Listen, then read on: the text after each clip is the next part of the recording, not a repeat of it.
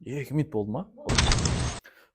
Бізде өзі бір мектепте болсын, университетте болсын, үнемі бір жақсы маман болуға, өз ісінің бір кәсіби шебері болуға, профессионал бір инженер, профессионал журналист, профессионал жаңағы әртүрлі бір мамандық егесі болуға үйретеді ғой.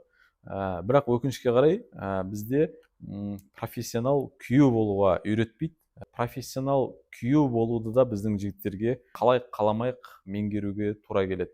Бізде өзі жұптар үйленеді, конфликтілер болады, ұрысады, таласады, шишка набивать етеді, сөйтіп барып бір тәжірибелерінен жинақтап, негізі бұл былай екен ғой оказывается деген сияқты болып барып бір инструменттерге қол жеткізіп жатады. Немесе керісінше оны бір түйсінбей, меңгермей, екеуі екі жаққа бір айырылысып та өкінішке қарай кететін жағдайлар бар. Олай бір ұзақ бір айналма жолдан келгеннен көрі кәдімгі ересек өмірге қадам басқан бір екі жас тұлғалық дамуға, өсуге, ересек адамдар сияқты проблеманы талқылауға, өзінің алдындағы жұптардың проблемаларынан сабақ алып деген сияқты, немесе консультация алып деген сияқты жасаса еді, көп мәселелерді бір өзінен өзі ақ барынша тез ақ шешуге болар еді.